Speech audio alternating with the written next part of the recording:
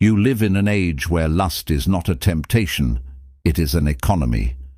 A machine engineered to keep you distracted, unfocused, overstimulated, and endlessly hungry for what never satisfies.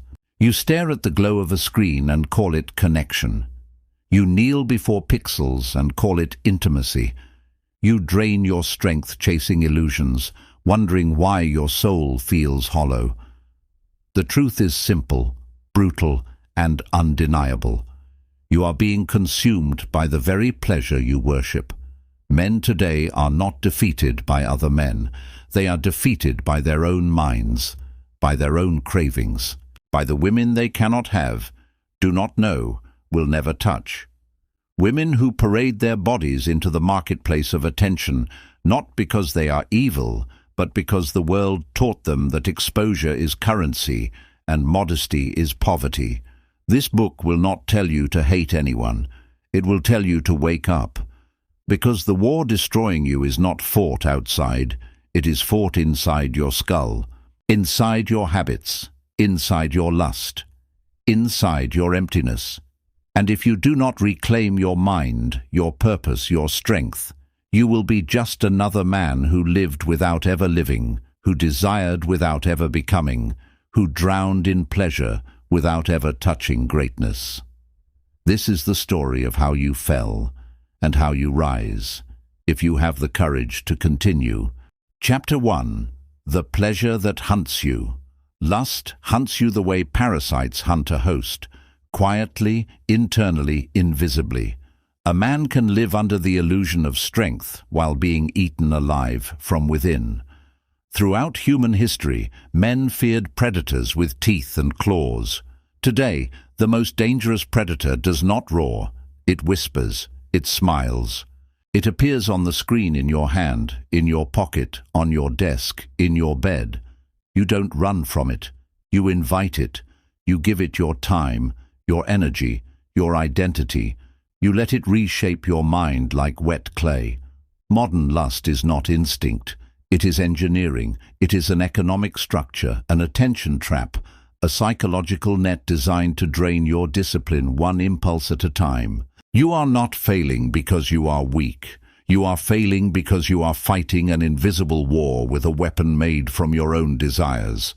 Every scroll, every click, every glance at bodies that do not know you, do not care about you, and will never enter your real life. Every second chips away at your potential. You don't feel it immediately. That's why it works. Men today are not collapsing because of hardship. Hardship created warriors. Hardship built empires. Hardship forged your ancestors from blood and stone. Men today collapse because of comfort. Comfort steals the fire. Pleasure steals the hunger. Lust steals the purpose. Marcus Aurelius warned, "A man becomes what he repeatedly does." If what you repeatedly do is surrender, surrender to impulse, surrender to stimulation, surrender to the cravings planted inside you, then do not be surprised when your power fades. Schopenhauer said desire is the rope that drags men into misery, and modern society has wrapped that rope around your neck with silk. Nietzsche warned that the most dangerous thing is not pain, but the slow decay of the will. And this is exactly what you're experiencing. Not destruction, but corrosion. Not collapse, but erosion. Not a fall, but a slow sinking. Look at your life with brutal honesty. When was the last time your focus was pure? When was the last time your ambition overpowered your temptation? When was the last time you felt in control of your impulses instead of controlled by them? You tell yourself you're tired. You tell yourself you're unmotivated. You tell yourself you can't concentrate. But the truth is simpler. Your brain is overstimulated. Your instincts are hijacked. Your masculinity is sedated. Your potential is being drained drop by drop by the very pleasure you call harmless. There is a reason you feel empty after indulging. There is a reason your confidence feels fragile. There is a reason you doubt yourself more now than you did as a teenager. Your mind is bloated with stimulation, but starved of purpose. We live in a time where a man can lose 10 years of his life without leaving his bedroom. Not because he lacks ambition, but because he is drowning in a world designed to exploit his biology. This is not about morality, it is about machinery. Algorithms know what you crave before you do. Platforms know how long to show you a face, a body, a movement before your dopamine spikes. You are predictable, and what is predictable is profitable. That is the truth you were never meant to see. And yet, no one is forcing you. That's the paradox that traps men the deepest. You are not chained. You are not threatened. You walk willingly into the trap, believing you are free. There is no stronger prison than one a man enters by choice. Every time you indulge, you are not choosing pleasure, you are choosing weakness. Every time you give in, you are not relieving tension, you are reinforcing a cage. Every time you waste your sacred energy, you are not relaxing. You are surrendering the part of you that was meant to conquer something great. A man who cannot control his desire will never control his destiny. A man who kneels before lust will kneel before everything. Fear, failure, insecurity, mediocrity. Because lust is not just a momentary impulse, it is a pattern, a philosophy, a lifestyle. Once it dominates one part of your mind, it spreads like a silent infection, weakening every other part. Look at the consequences you try not to notice. Your focus fractures. Your discipline evaporates. Your self-respect shrivels. Your drive dulls. Your purpose dissolves. This is how men become ghosts while still alive, present in body, absent in spirit. And the world is thrilled by this. A distracted man cannot rise. A weakened man cannot rebel. A tired man cannot create. A numb man cannot lead. A lust-drunk man is the easiest man to sell to, manipulate, and control. That is why the trap exists, not to entertain you, to consume you. But here's the part they didn't expect. Some men wake up. Some men feel the sickness and reject it. Some men look in the mirror and see not shame, but anger. The anger of wasted years, wasted strength, wasted greatness. And these men become dangerous, because once you reclaim your mind, the world loses its influence over you. Once you tear down your addictions, nothing can bribe you. Once you control your impulses, nothing can own you. Once you starve the parasite, it dies, and you rise. This chapter is your threshold. Cross it, and you will confront the forces that drained your purpose, clouded your mind, and weakened your will. Cross it, and you will understand why you fell. Cross it, and you will begin the climb back to yourself. A man is not defined by the traps he falls into. He is defined by whether he climbs out. This is the moment you turn around. This is the moment the hunted becomes the hunter. You are not weak. You are simply unawakened. But that ends now. Chapter 2. When Dignity Was a Crown. You live in a world where exposure is celebrated, where mystery is mocked, where dignity is treated like an outdated relic from a forgotten civilization. But there was a time, not so long ago, when a woman's greatest strength was not her visibility but her self-respect, and a man's greatest honor was to be worthy of it. Before the world was drenched in hypersexuality, before the algorithms learned how to puppeteer desire, before attention became a currency and the female body became a marketplace, dignity was not an option, it was a crown. Ancient cultures understood something we pretend to forget, that modesty wasn't oppression, it was self-protection, self-command, and self-respect.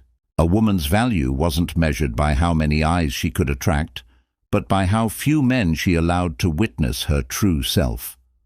Desire was not a show, intimacy was not performance, attention was not a commodity, and men were not spectators. They were participants, protectors, builders, warriors, creators. They had to earn the right to see the sacred parts of a woman, not with money or likes, but with character, loyalty, strength, and intention. Mystery created meaning. Boundaries created depth. Distance created longing. Today, that world feels like mythology. You're living in an era where dignity is treated as a weakness, where the removal of boundaries is sold as empowerment, where attention is the new oxygen and the easiest way to breathe is to show more skin. But that shift didn't happen randomly.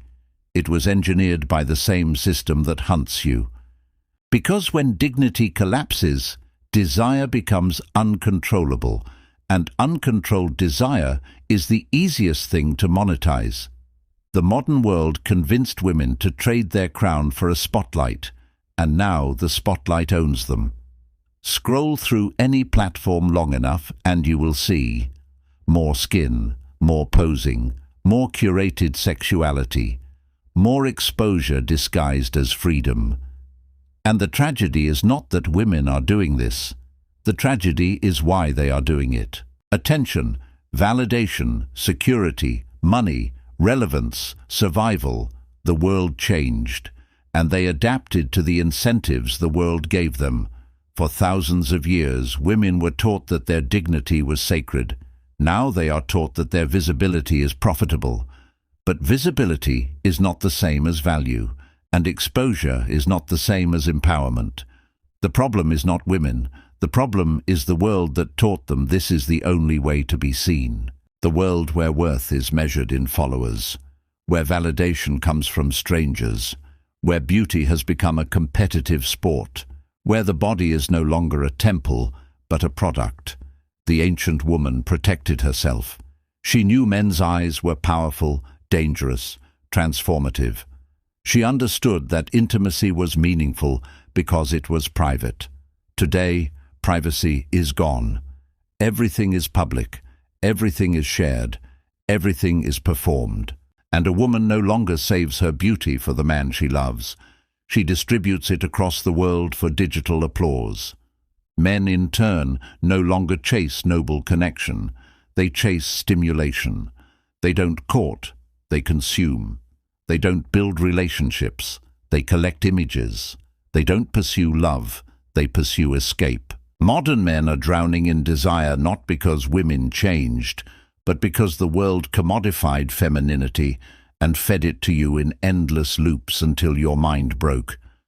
There was a time when a man had to earn the right to see a woman's body. Now, a man can see more in 5 minutes of scrolling than his ancestors saw in 5 years of courtship.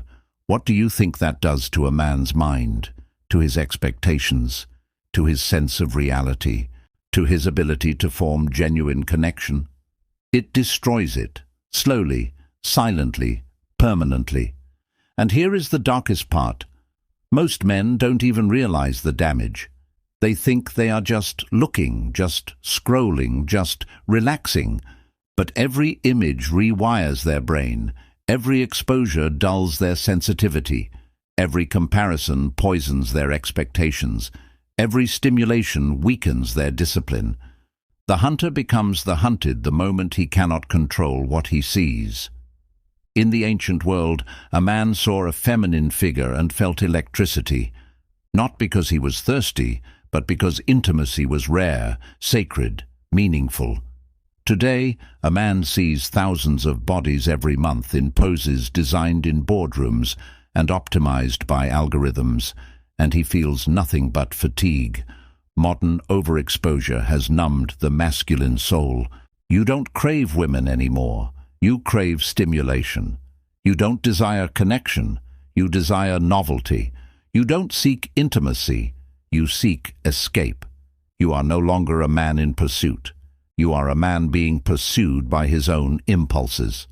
And here is the uncomfortable truth you must face. This system is not designed to be escaped easily. It is designed to keep both genders trapped. Women become addicted to attention. Men become addicted to stimulation.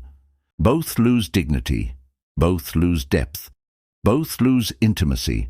But men lose something much more dangerous: purpose. Because when lust becomes easy, ambition becomes hard. When stimulation becomes abundant, discipline becomes scarce. When desire becomes limitless, focus becomes impossible. That is why the ancient world valued modesty, not to shame women, but to protect men's minds, not to control femininity, but to preserve masculinity, not to suppress desire, but to anchor it to meaning. Dignity was not a cage, it was a compass. It guided love, it guided intimacy, it guided the structure of society, it guided the strength of men. You are living in the ruins of that compass, a world where desire has no boundaries, where intimacy has no depth, where attention has no meaning. And if you do not confront this reality with brutal honesty, you will never understand why your motivation dies, why your focus dissolves, why your ambition flickers like a dying flame. The destruction of dignity is not a female problem, it is a human problem, but it manifests in men as something especially devastating: the collapse of purpose. This chapter is not nostalgia, it is a warning. Because without understanding what was lost, you will never understand what must be rebuilt. There was a time when dignity was a crown. Today, it is a forgotten relic buried under filters, algorithms, and the endless hunger for attention. But if you want to rise, if you want to reclaim your strength, if you want to protect your mind, you must relearn what the world has unlearned. Some things are sacred only when they are hidden. Some connections are powerful only when they are rare. Some intimacy is meaningful only when it is earned. A crown is worthless when everyone wears one. Dignity is priceless because it is scarce. And in a world where everything is exposed, the man who values what is hidden becomes powerful again. Chapter 3. The Economy of Skin: How Bodies Became Products. There was a time when the human body was a temple, not metaphorically, literally, a structure guarded with reverence, discipline, and shame, the healthy kind of shame that once acted as a moral spine, not a social disease. Now, it's a billboard, a currency, a storefront, a digital vending machine where attention is the only product and desire is the silent buyer. And the saddest part: no one forced this transformation. It was volunteered, offered, packaged, sold, cheered for. We live in an era where dignity is optional but exposure is compulsory, where being seen is more valuable than being respected, where validation has replaced virtue. And in this new economy, this economy of skin, everyone is paying the price, but men are paying the most because they don't even realize they're the customer and the captive. The market began with a mirror. It didn't start with social media. It started when the human mind discovered the thrill of being desired. The mirror became the first marketplace. Look at me. A simple phrase, a dangerous seed. But desire needed amplification. It needed scale. It needed speed. Enter the internet, human vanity's supercharger. Platforms that once promised connection evolved into auction houses. Every swipe became a bid. Every like became a transaction. Every comment became an appraisal of worth. And in this brutal, quiet shift, a woman's body became a product because the world discovered it was profitable. But what the world doesn't talk about is the psychological fallout. Not for women, not for society, not for relationships, but for men, the silent addicts funding this invisible marketplace. When exposure became power, there was a time when modesty was the armor that protected dignity. Now nudity is marketed as empowerment, but empowerment for whom? The one selling or the one buying? The truth is uncomfortable. The modern world sells the illusion that the more a woman shows, the more powerful she becomes. But look closely. Who benefits when everyone is addicted? Who profits when intimacy collapses? Who wins when love becomes obsolete? Not the women, not the men, not society. The only winner is the machine. the algorithmic monster that monetizes human weakness and pays nothing back except emptiness. The monetization spiral. Go online, anywhere, any platform. You'll see the same story told 1,000,000 times in 1,000,000 poses. Women selling access to their image, men buying fragments of fantasy, both losing something real in the process. Men lose discipline, women lose dignity, and together they lose the meaning of intimacy. The world has become a gallery of endless skin, a perpetual strip show disguised as self-expression, a marketplace where desire is the product and loneliness is the driver. And the more you consume, the more it consumes you. Every scroll reshapes your brain. You stop seeing people. You start seeing bodies. You stop looking for character. You start looking for curves. You stop valuing connection. You start valuing stimulation. This is the real damage, not the images, not the platforms, but what they slowly transform inside you. The new pornography isn't on websites. It's everywhere, every feed, every app, soft enough to be socially acceptable, explicit enough to ruin your focus. Porn didn't die, it shapeshifted, it got smarter, it got subtle. And unlike traditional addiction, this one is socially rewarded. No one calls it a drug. No one warns you about the withdrawals. No one tells you about the death of your ambition, the erosion of your masculinity, the quiet decay of your purpose, because if they did, the economy would collapse. Yes, this is an economy, a $1 trillion one, fueled by attention, powered by lust, sustained by loneliness, and almost completely invisible. The dehumanization problem. When everything is a product, everyone becomes replaceable. This is the psychological cancer eating modern relationships alive. When you're exposed to thousands of polished bodies every week, the real woman in your life begins to look normal, not in a bad way, in a human way. But men conditioned by the economy of skin don't want human. They want stimulation, novelty, the next hit. So women start competing with impossible standards. Men start losing interest in real intimacy.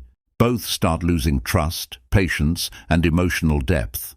What's left is a hollow generation addicted to images and terrified of connection. The cost you don't see, but you pay.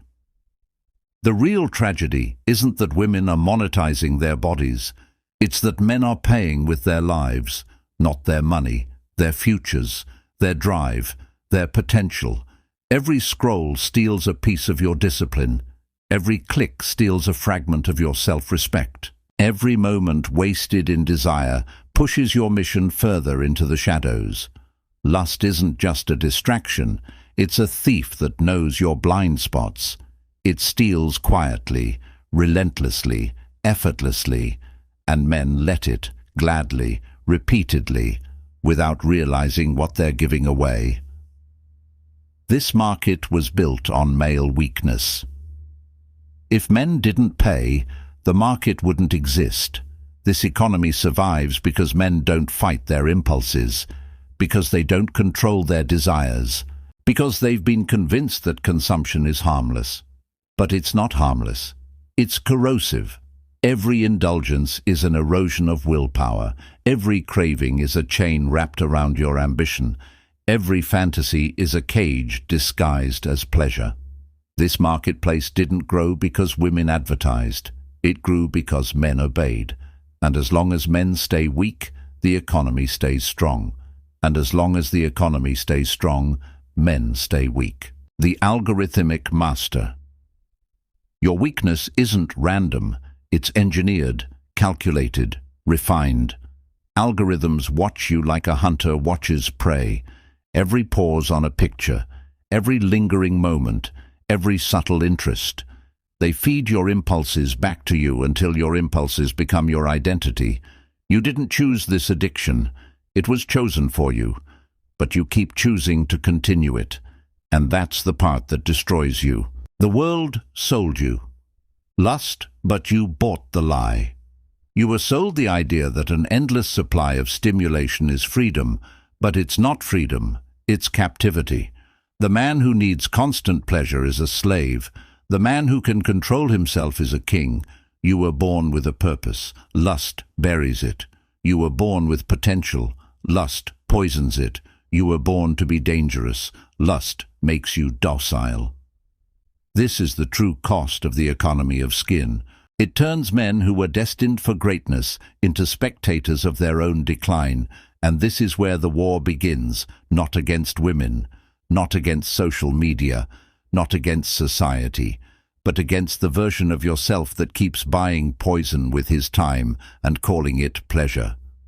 The world has already placed its bet. It believes you will stay addicted, distracted, weakened, consumed. Your job is to prove the world wrong. Chapter 4. The Illusion of Power. Monetizing Desire.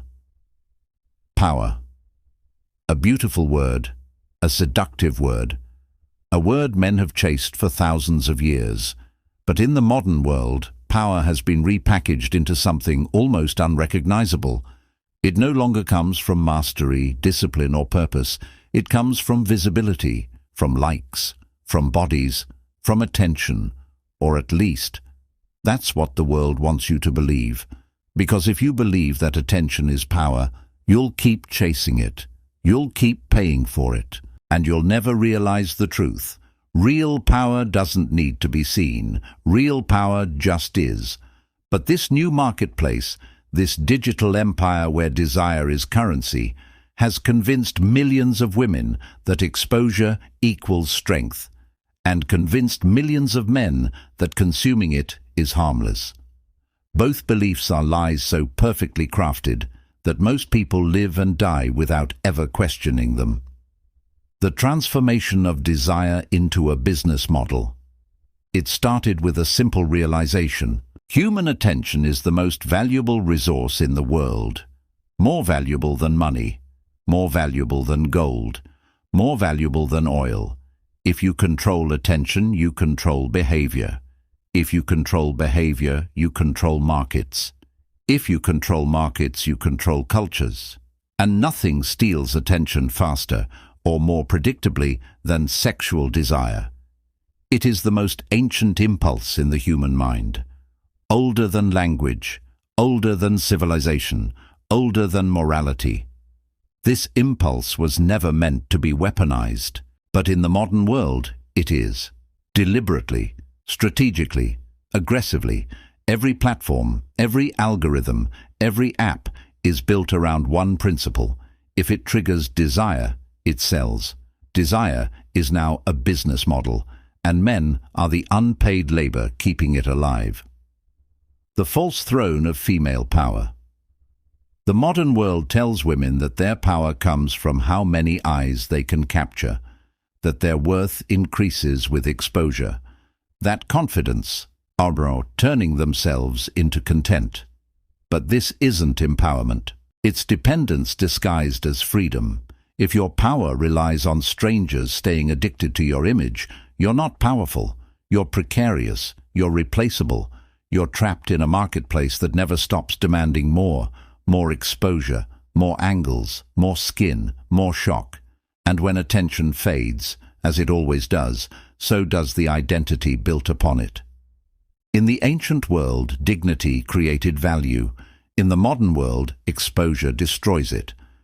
Yet millions chase this illusion because it rewards them temporarily, with likes, followers, validation, money, all of it real, none of it lasting. What's tragic is not the monetization itself. It's the delusion that this is power. True power is the ability to walk away from validation, not depend on it. Men have become the fuel of this illusion. Here's the uncomfortable truth. This illusion of power survives because men feed it. Every view, every click, every subscription, every moment of attention.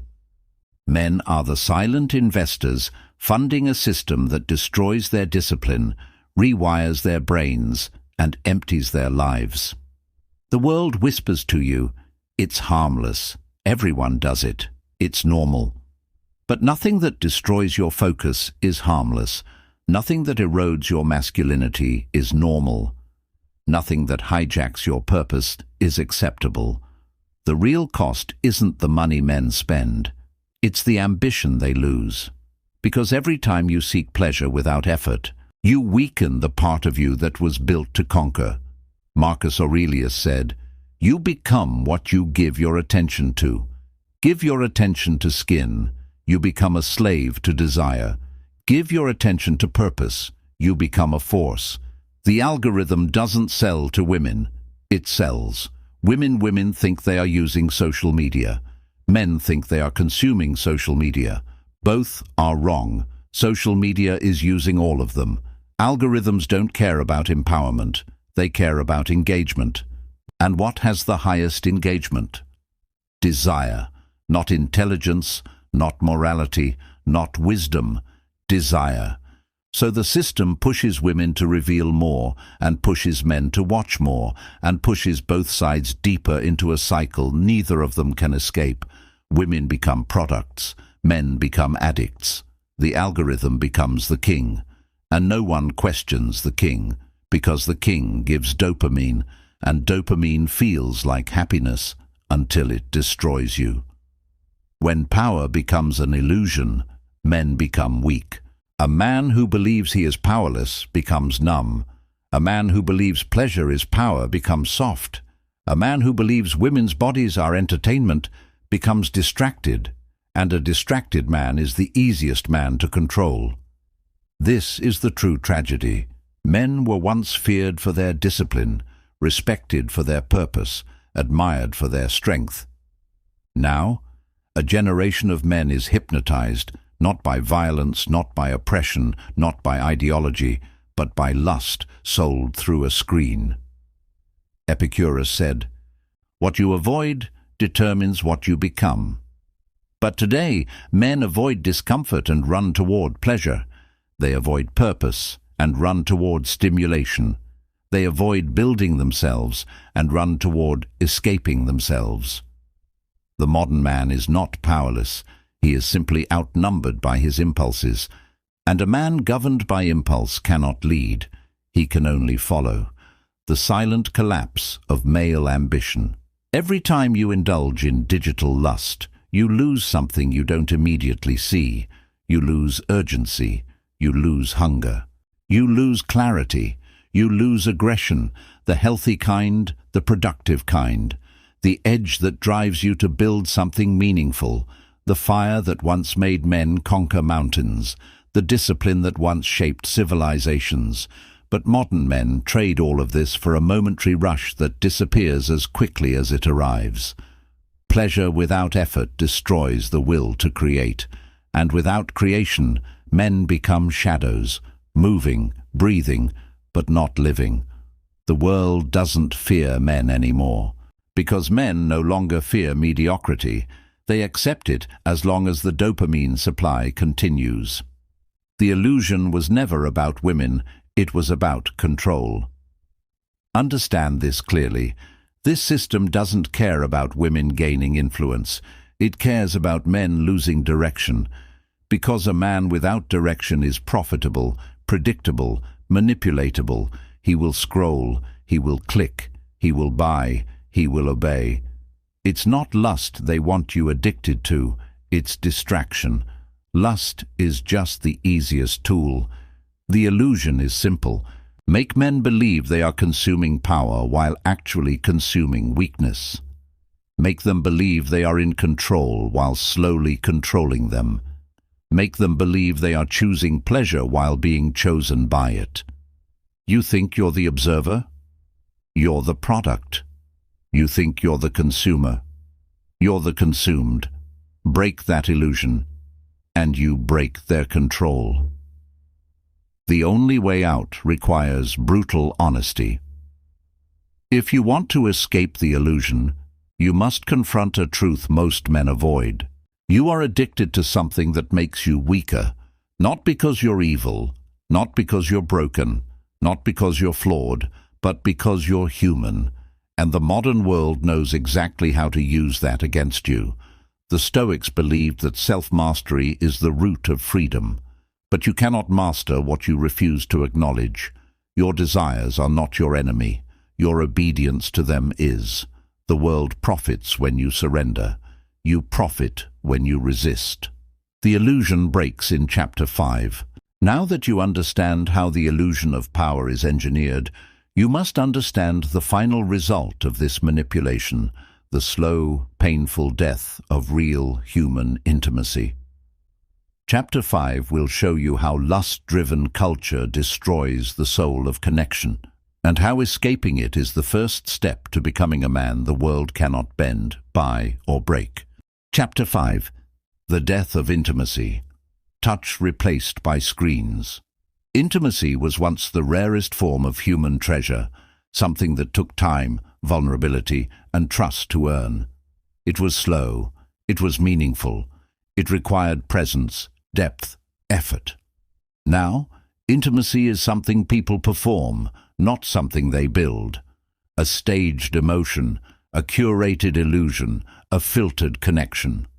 We live in a world overflowing with bodies, yet starving for connection. A world where lust is free and love is expensive, where pleasure is instant and meaning is scarce, where the glow of a screen has replaced the warmth of a hand. This is the death of intimacy, and it's happening quietly, subtly, while men tell themselves they're not affected. But they are, more than anyone, because men were once driven by purpose and bonded through connection. Take away genuine intimacy, and you take away a man's sense of direction, the human need that can't be digitized. Aristotle wrote, "Man is by nature a social animal." He didn't say sexual animal, he said social. Meaningful bonds are part of your biological structure. Real intimacy wasn't just physical, it was spiritual. It was shared silence, shared burdens, shared dreams. But today's world tells you that intimacy, stimulation, that connection, attention, that affection, image, it's a lie so enormous that almost everyone falls for it. You were not built to find comfort in pixels. You were not built to bond with fantasies. You were not built to chase stimulation instead of connection. But that's exactly what the modern world wants, because stimulation can be monetized. Connection cannot. The rise of digital lovers and the collapse of real relationships. Look around. Couples sit together but don't talk. They scroll. People sleep beside partners but stay awake with strangers on screens. Men who once sought connection now seek escape. Men who once valued loyalty now value novelty. Men who once pursued real women now pursue digital shadows. And as digital desire increases, real intimacy decreases. Why? Because the human brain adapts. The more fantasy you consume, the less reality satisfies you. The more stimulation you get, the less you crave presence. The more variety you see, the less one person feels enough. This is the psychology of modern loneliness. A loneliness created not by lack of people, but by abundance of options. When intimacy becomes replaceable, people become replaceable. Women are selling what men are losing the capacity to feel. Here is the darkest irony of the modern age. Women are monetizing intimacy at the exact moment men are losing the ability to experience it. The marketplace sells you simulated affection, simulated desire, simulated attention, simulated connection, but the brain doesn't know the difference. It reacts as if it's real, and once your brain gets used to it, real intimacy feels too slow, too demanding, too human. The digital world offers the illusion of closeness without the work of closeness. No conversations, no emotional labor, no commitment, just instant validation. That leaves you emptier every time, because you can't bond with a fantasy. You can only depend on it. Touch has been replaced by impulse. When was the last time you felt someone's hand and actually felt something? Not lust, connection. The kind of touch that calms the mind. The kind of touch that anchors you to reality. The kind of touch that reminds you you're alive. Now compare that to what men settle for. The cold light of a phone screen. The mechanical swipe of a thumb. The illusion of intimacy that gives you nothing and takes everything. Men are drowning in stimulation but dying of starvation. Touch hasn't disappeared, but its meaning has. It used to be sacred. Now it's content. It used to be intimate. Now it's transactional. It used to be rare. Now it's advertised. And the more men see it, the less they feel anything from it. The emotional erosion of men. Here's what no one talks about. Men are becoming emotionally desensitized, not stoic, not strong, not disciplined, desensitized. The constant flood of sexualized imagery rewires your brain in ways you don't notice immediately. You become less patient. You become more irritated. You become numb to affection. You develop unrealistic expectations. You lose interest in real women. You chase stimulation over connection. You avoid emotional vulnerability. And slowly, almost invisibly, you lose the ability to love deeply, to bond deeply, to feel deeply. This is the death of intimacy, not an explosion. A slow extraction, a quiet draining, a gradual numbing, and men accept it, because it's easier to accept numbness than to confront the addictions causing it. Intimacy requires courage, lust requires nothing. Real intimacy demands bravery. It requires you to be seen, not just your body, but your flaws, your fears, your hopes, your wounds. It requires vulnerability, something modern men have been trained to avoid at all costs. So instead they take the easy path, pleasure without intimacy, bodies without connection, faces without souls. But what is easy is rarely meaningful, and what is meaningful is rarely easy. Seneca said, "What is easy is worthless." The modern world sells you ease, and in exchange takes meaning.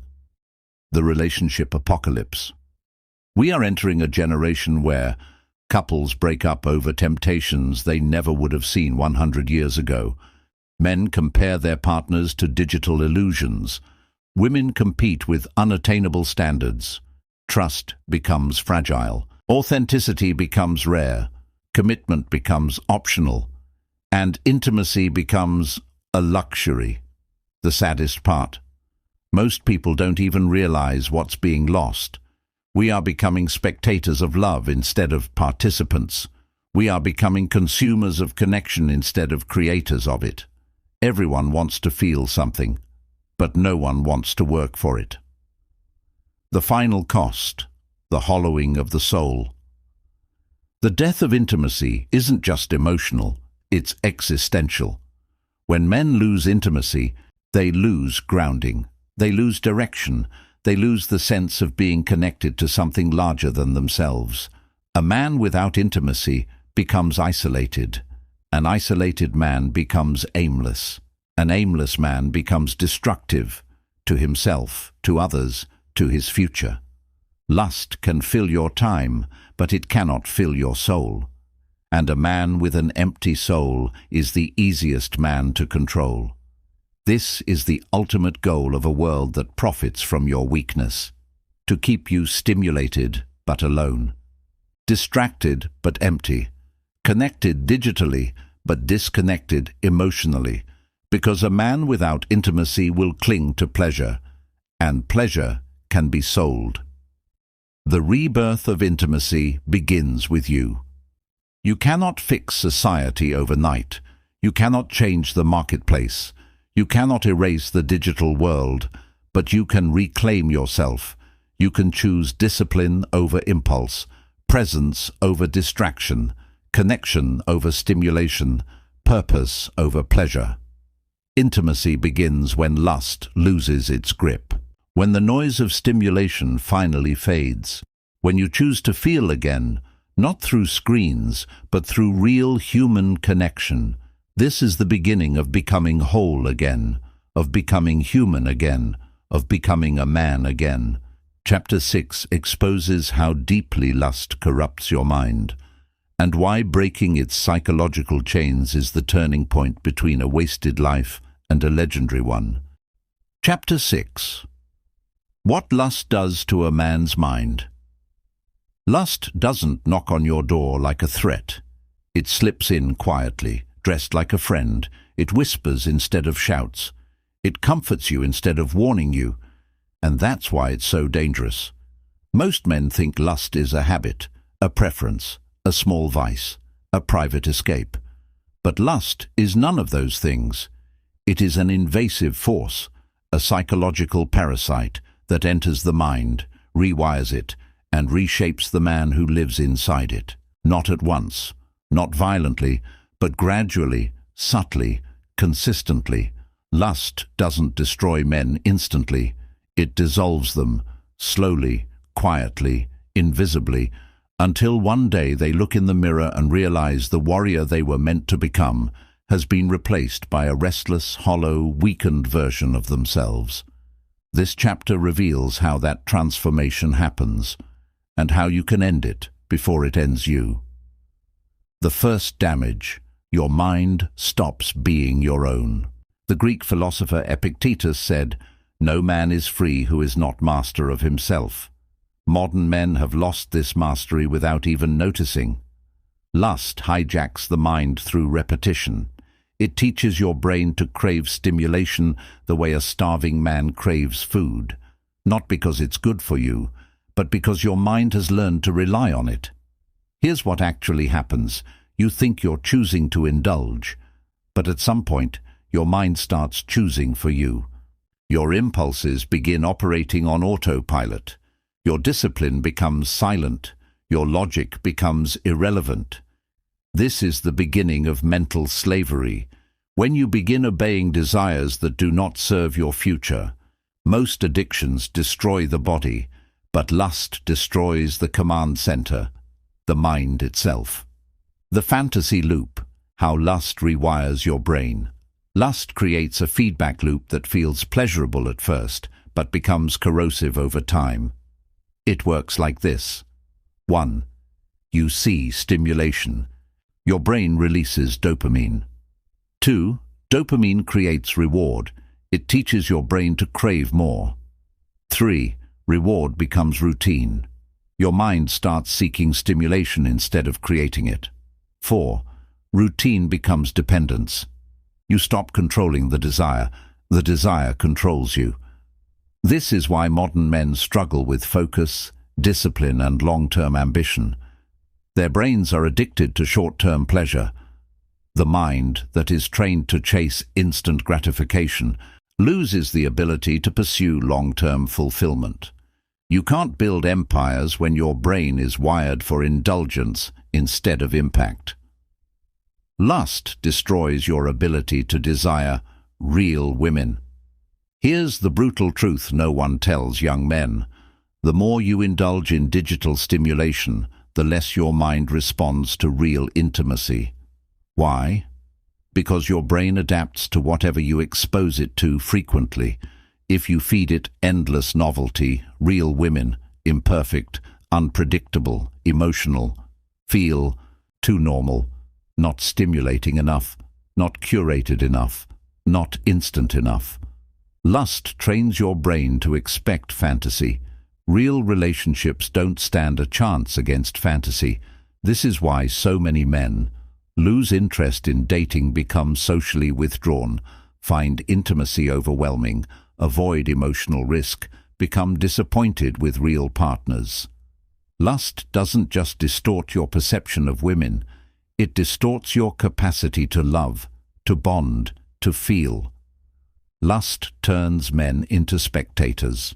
Men were once creators, builders, hunters, warriors, strategists. Now, millions of men have become spectators of their own desires, watching other people live the fantasies they consume.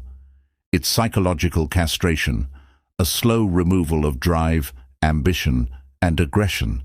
The kind of aggression that builds nations. The kind of ambition that shapes dynasties. The kind of drive that makes a man unstoppable. Lust replaces that fire with passive satisfaction. And the more satisfied you are without effort, the less effort you are capable of giving. Real power requires tension, challenge, and restraint. Lust eliminates all three. The emotional corrosion. A man without self-control cannot respect himself. Lust doesn't just weaken your discipline, it weakens your identity. Every time you indulge in something you know is beneath you, your self-respect dies a little. Not because someone shames you, but because you shame yourself. Deep inside, you know when you've betrayed your own potential. You know when you've chosen weakness over strength. You know when you've given in to an impulse that offers nothing lasting.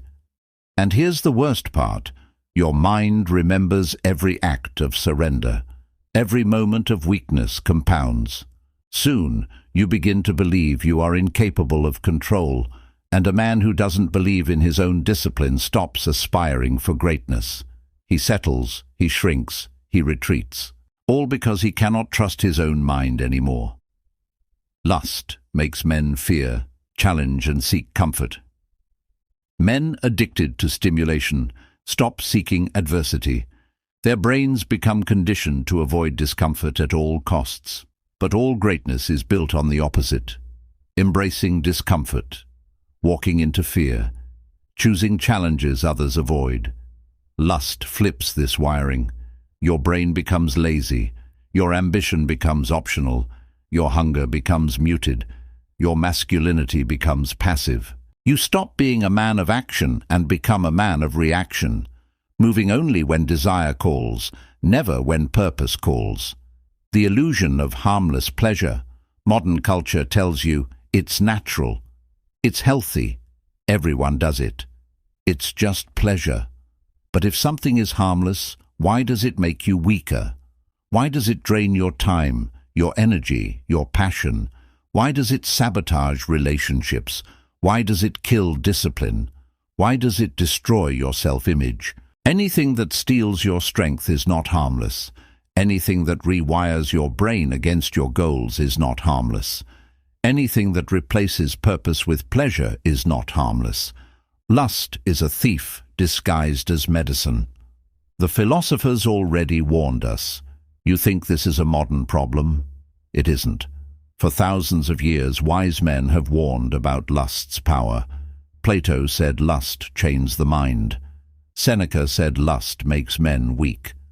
Buddha said lust creates suffering. Osho said lust blinds you from truth. Every culture, every era, every philosophy, all came to the same conclusion. Lust is the enemy of clarity, the destroyer of will, the corrupter of purpose. Men who master their desires become extraordinary. Men who obey their desires become ordinary. The turning point. Awareness creates power. You cannot defeat an enemy you refuse to see. But now you see it. You see how lust steals your focus, kills your creativity, distorts your perception of women, dissolves your masculinity, numbs your emotions, weakens your discipline, sabotages your future. This awareness is not comfortable, but it is powerful. Because once a man recognizes the chains holding him down, he begins to lift his head, he begins to resist, he begins to fight back. And the mind that begins to fight is the mind that can be rebuilt.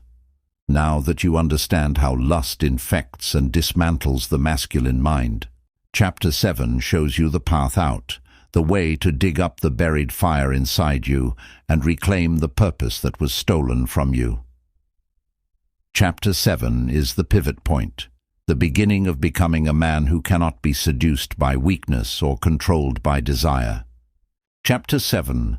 The purpose buried under pleasure.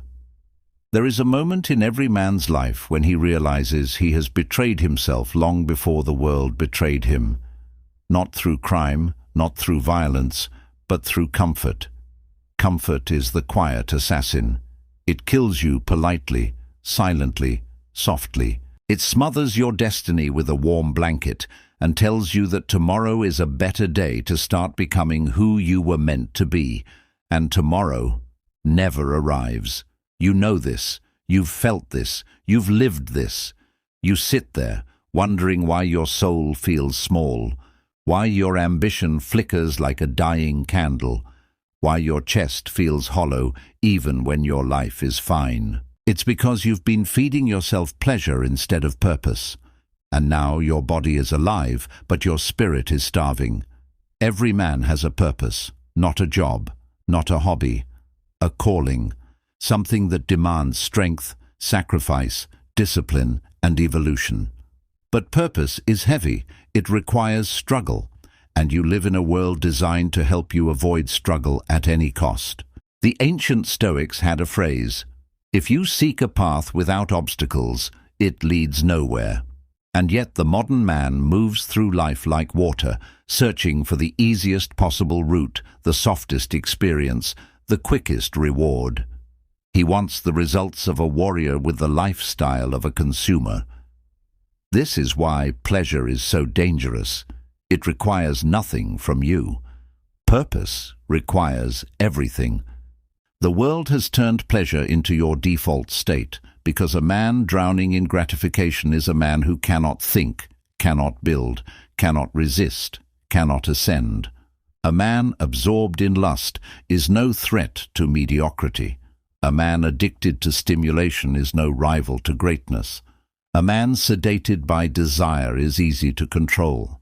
You may think lust is just a habit, a weakness, a private indulgence, but it is far more than that. It is a strategy used against you, because lust does something catastrophic inside you. It gives your brain the illusion of victory without the reality of achievement.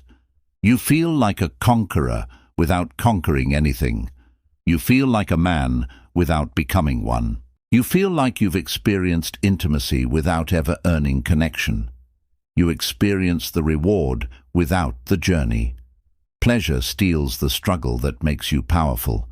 Your purpose dies not in a dramatic explosion, but in the quiet drip of wasted days, wasted energy, wasted attention. 1 hour lost to lust, then 2, then 3, then 1,000. A decade slips through your fingers, not because you were busy, but because you were distracted. You say you want to build something. You say you want to elevate your life. You say you want to become a man respected, admired, remembered. But you carve out your focus, your discipline, your fire, and you sacrifice them at the altar of momentary pleasure. You're killing your purpose with your own hands. Purpose demands that you rise, while pleasure demands that you sink. Purpose demands discomfort, while pleasure demands surrender. Purpose demands you walk into the fire, while pleasure invites you to breathe the smoke. Philosophers across time understood this. Nietzsche wrote, "He who has a why to live can bear almost any how." But men today do not have a why. They have cravings, they have fantasies, they have habits masquerading as desires. Your purpose is buried under noise, buried under the constant drip of stimulation fed to you by an industry that profits from keeping you weak. Every scroll, every click, every suggested image, every half-naked stranger selling attention like candy, all of it keeps you disconnected from your own destiny. Your purpose is not gone, it's smothered. You have felt moments of it, even recently. Those sudden sparks of ambition when you imagine yourself stronger, sharper, disciplined, respected. Those flashes where your mind whispers, "You are meant for more." Those moments of internal uprising when your spirit tries to break free from the chains you've put on it. But those sparks never become flames because pleasure throws water on them before they can ignite. The truth is harsh but necessary. If you do not fight for your purpose, no one will hand it to you. No one will rescue you from your distractions. No one will rebuild your focus. No one will drag you out of the pit of comfort you've been living in. Purpose is not something you find. Purpose is something you become. There is a version of you that exists on the other side of all your addictions, a version with clarity, force, discipline, and unshakable intent. But you cannot meet him until you kill the version of yourself who chooses pleasure over growth. This chapter is not about guilt. It is about awareness. Because once you become aware, there are only two paths left. One, you continue as you are, comfortable, overstimulated, drifting, unremarkable. A man who confuses feeling good with being good. A man who survives but never ascends. A man who lives but never becomes alive. Or, two, you take the harder path, the path of reclamation, where every day is a confrontation with the weakest parts of you, where every morning you choose discomfort over indulgence, where every night you look at yourself and know you carried your weight, where your strength is not for show but for survival, where you rebuild your life from the inside out. Your purpose is buried, but it is not dead. It is waiting for you beneath the layers of pleasure, distraction, and wasted potential. It is waiting for you to stop kneeling at the altar of instant gratification and start rising towards something worthy of your breath. You will not return to ancient masculinity. You will not return to old-world discipline. But you can resurrect the mindset of men who lived before pleasure became the new god. And it starts with a single decision: to stop feeding the wolf that wants you weak and start feeding the one that wants you powerful. Purpose is not a path. Purpose is a rebirth. And this is the moment you begin to crawl out of the womb of your own weakness. This is the moment you choose who you will become. Chapter 8: The Validation Spiral. Every man has two battles, the one the world sees and the one he hides. The first is physical, obvious, visible. The second is internal, and this one destroys him long before the world ever can. The internal battle is the war for validation. You don't realize how deeply you've been infected by this sickness. You don't see how much of your life is built around the invisible hunger to be noticed, approved, acknowledged. You think you're independent, self-made, self-governed. But much of what you do is nothing more than a desperate attempt to be seen. The truth is brutal.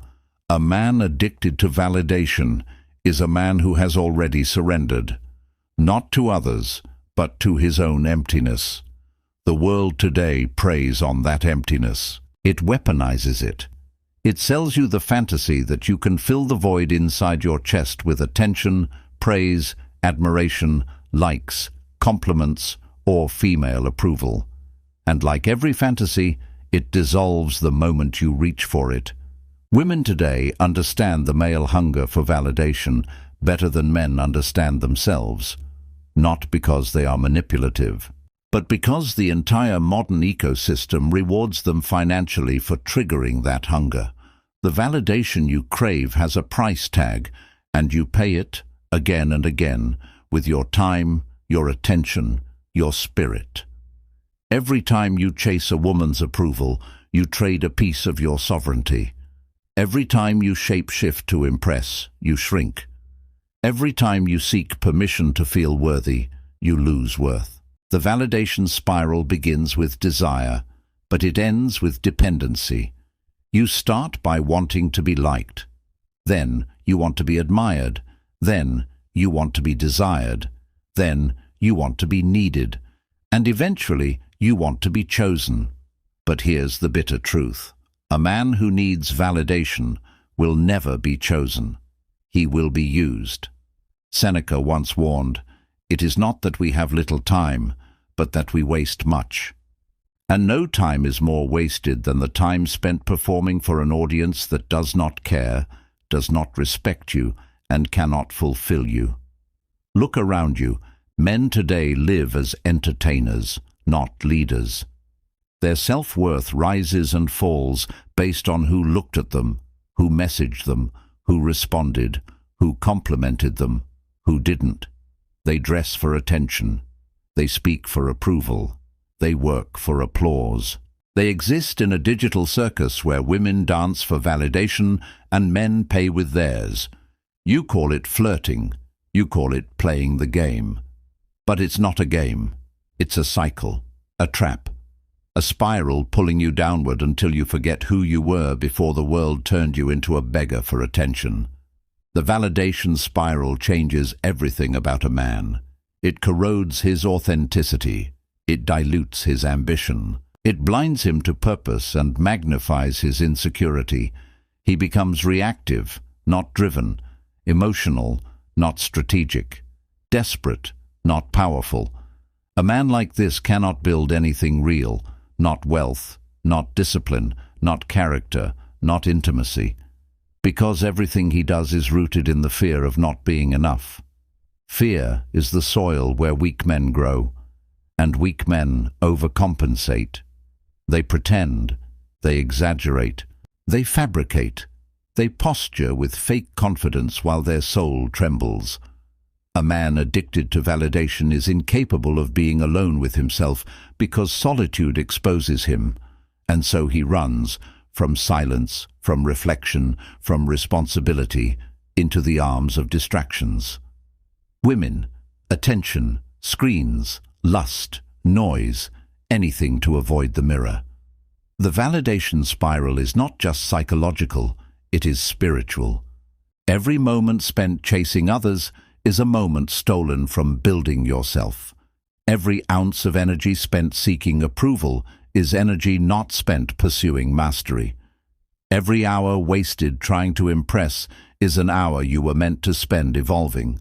But you trade your evolution for attention, a terrible exchange that leaves you spiritually bankrupt even when you feel socially rich. Here is the core truth modern men must swallow. Validation is the drug of the purposeless. When a man has no mission, he chases attention. When a man has no vision, he chases approval. When a man has no direction, he becomes addicted to being noticed. This is why the validation spiral destroys purpose. It rewires your internal compass.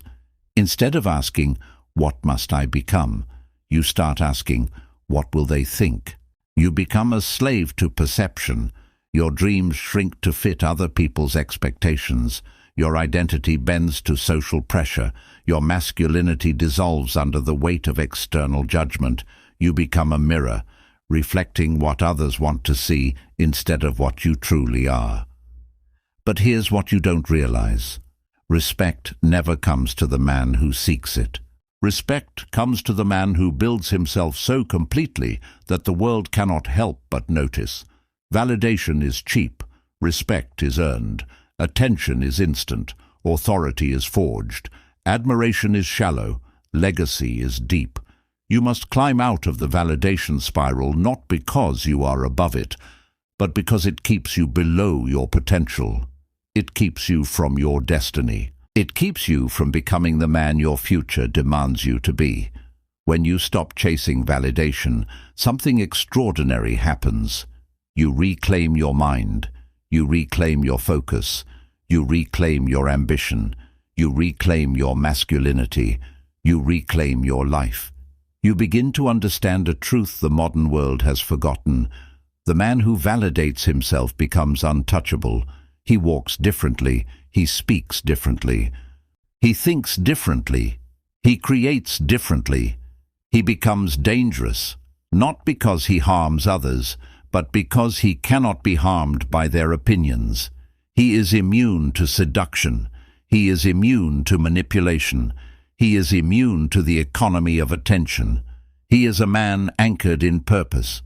And a man anchored in purpose moves like a force of nature. You can become that man, but only when you stop outsourcing your worth to the world and start earning it through discipline, mastery, and growth. The validation spiral is not just a psychological trap. It is a test to see whether you will live as a consumer of approval or as a creator of destiny. Validation is the hunger of boys, Purpose is the fuel of men. And this chapter marks the moment you choose which one you will feed. Chapter 9. Rebuilding the Iron Mind. There comes a point where a man must face a truth he has spent years avoiding. Your mind is not broken. It is undisciplined. It is untrained. It is wild. Like a warrior who has forgotten how to hold a sword, you have forgotten how to hold your own thoughts. You were not born weak. You were made weak by repetition. Repetition of distraction, repetition of indulgence, repetition of surrender. Weakness is not an identity. Weakness is a habit, and like any habit, it can be broken, but only through force. The iron mind is not gifted, it is forged, and forging is violent. No man wakes up focused. No man wakes up disciplined. No man wakes up mentally unbreakable. He becomes unbreakable by going to war with his comfort every single day. Not once, not twice, every day. Hard choices, easy life. Easy choices, hard life. Jerzy Gregorek said it, and men today ignore it because it demands the one thing they fear: effort. Effort without applause. Effort without reward. Effort without recognition. Effort for the sake of becoming more than you are. Modern men want strength but reject the suffering that creates it.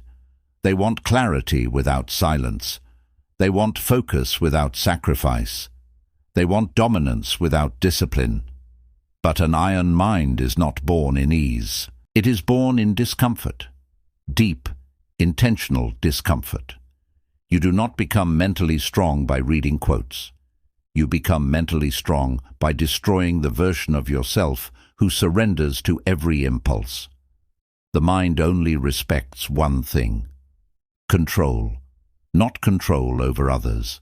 Control over yourself. When you command your own mind, the world becomes irrelevant noise. When you cannot command your mind, even your own thoughts become enemies.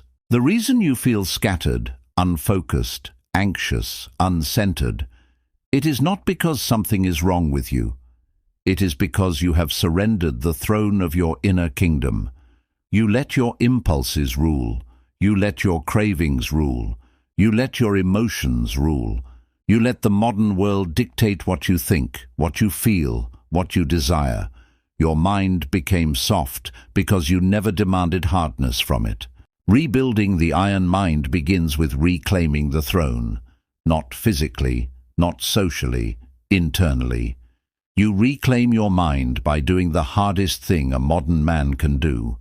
You sit with yourself. No noise, no screens, no distractions, just silence. Silence is the battlefield where your real war begins. Silence exposes you.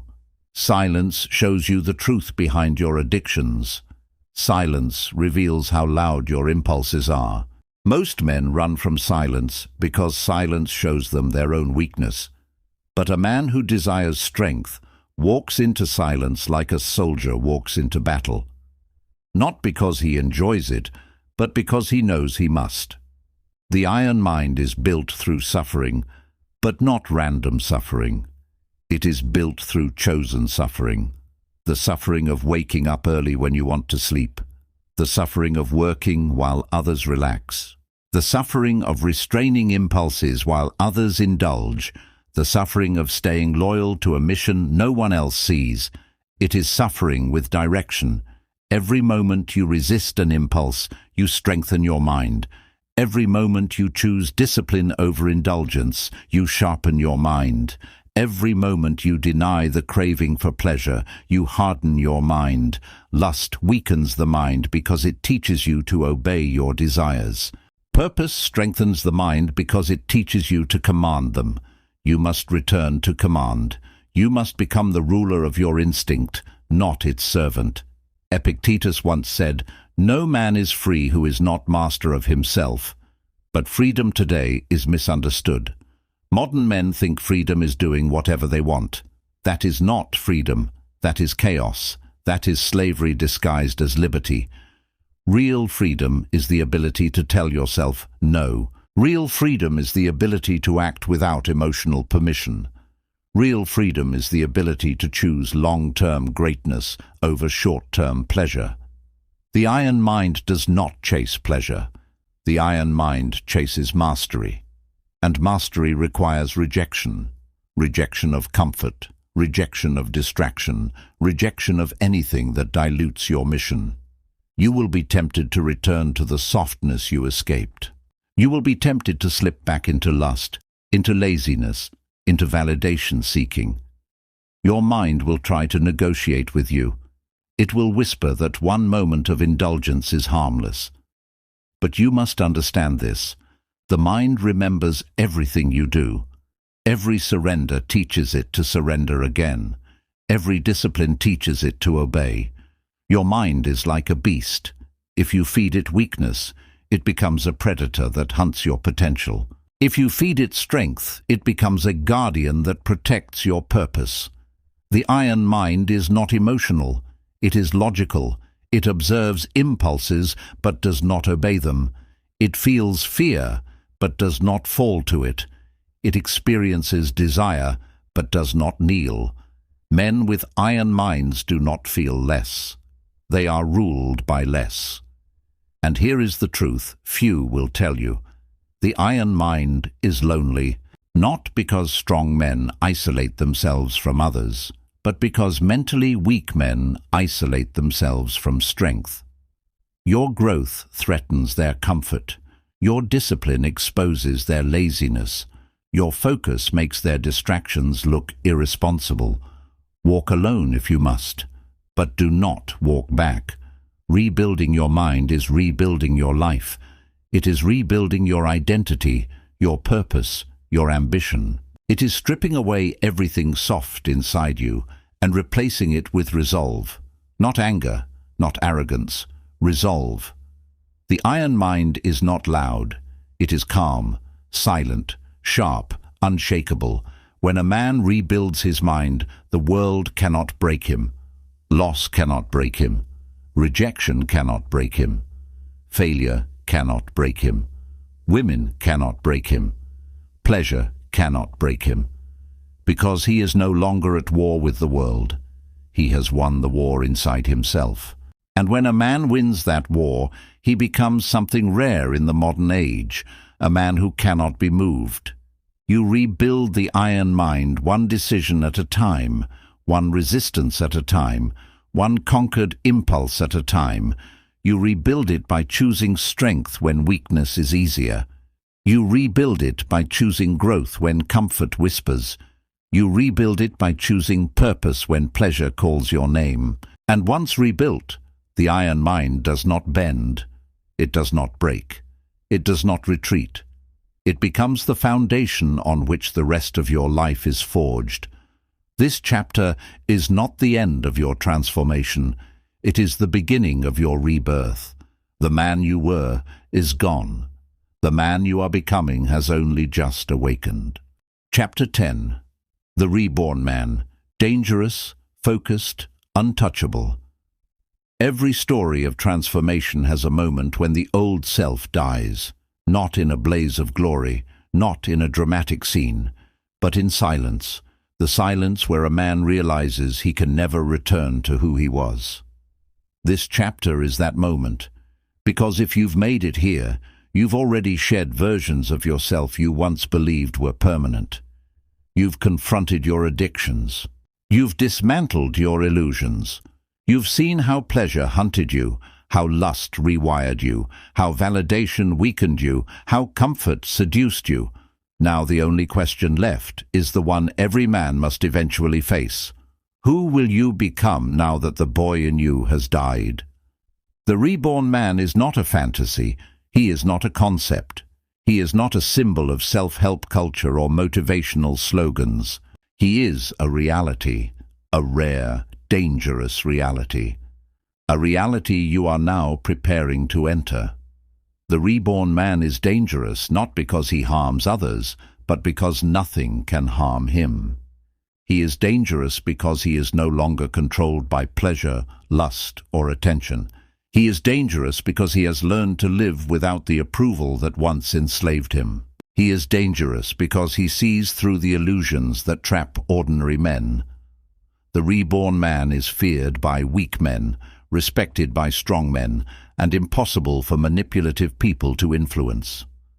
Women cannot distract him. Society cannot guilt him.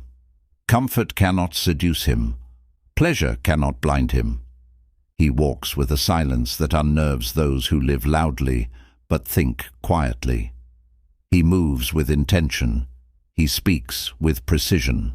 He acts without hesitation. The reborn man is not emotional. He is aware. He is not impulsive. He is strategic. He is not loud. He is undeniable. This is not confidence. It is conviction. The conviction that comes from surviving the war inside your own skull. The reborn man does not chase. He attracts through presence, not performance. Women feel it. Men sense it. The world responds to it. What makes him untouchable is not arrogance. It is mastery. Mastery over his thoughts. Mastery over his impulses. Mastery over his direction. The man you were before was guided by desire. The man you are now is guided by purpose. And purpose makes you immovable. The reborn man does not deny his instincts. He commands them. He does not avoid temptation. He controls it. He does not suppress emotion. He channels it. He carries the old wounds, but they no longer bleed.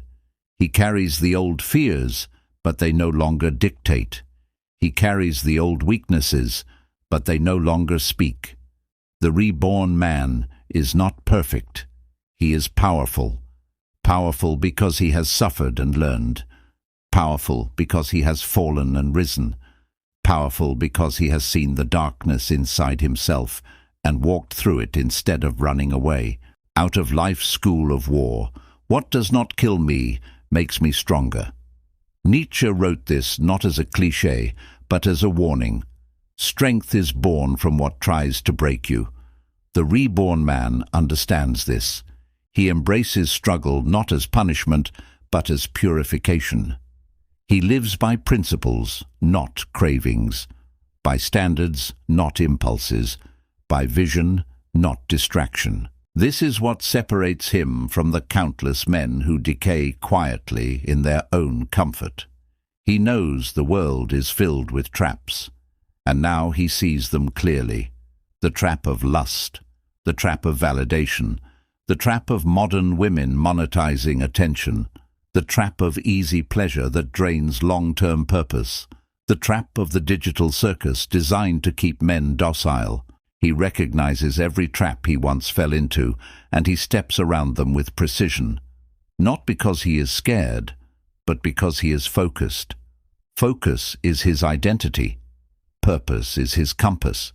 Discipline is his armor. And the world cannot weaken a man who no longer negotiates with weakness. The reborn man does not search for meaning. He creates it. He does not look for direction. He chooses it. He does not wait for opportunity. He builds it. He does not hope for greatness. He becomes it through relentless commitment. He has learned that a man's purpose is not found in his pleasures, but in his struggles. His pride is not in what he has achieved, but in what he has overcome. His strength is not in his body, but in his mind. The reborn man is not the boy who feared rejection. He is not the boy who chased attention. He is not the boy who drowned in lust. He is not the boy who wasted time. That boy died when you made the decision to walk away from the man you could no longer tolerate being. You must understand something. The reborn man is not created by accident. He is created by choice. The choice to break your addictions. The choice to build discipline. The choice to walk alone when others choose the crowd. The choice to reject the shallow and pursue the profound. The choice to trade pleasure for power. In this world there are billions of males, but very few men, and even fewer reborn men. You are now entering that category. the category of those who rise above their own destruction. The reborn man is not desperate for love. He brings love to those worthy of receiving it. He is not desperate for intimacy. He gives intimacy to those who earn it. He is not desperate for recognition. He doesn't need it. Recognition follows him like a shadow because people instinctively respect what they cannot weaken. And so, here is the final truth. Becoming untouchable does not mean you become cold. Becoming untouchable means you build a fire inside you so powerful that nothing outside can extinguish it. Your strength is no longer external. It is internal, unshakable, sovereign, absolute. You are no longer controlled by the world. You are no longer controlled by desire. You are no longer controlled by your wounds. You are no longer controlled by old versions of yourself. You are controlled by your mission, your vision, your rebirth. The world will test you. People will doubt you. Comfort will tempt you. Pleasure will call to you. Ignore them. You are no longer who you were. You are what you choose to become, and you have chosen power. Remember this final message. The reborn man is not here to live quietly. He is here to live intentionally. He is here to carve himself into something formidable. He is here to rise beyond the reach of those who remain asleep. He is here to walk the earth with purpose burning through his veins. And now, so are you. Your old life is over. Your new life has begun. Walk forward, untouchable,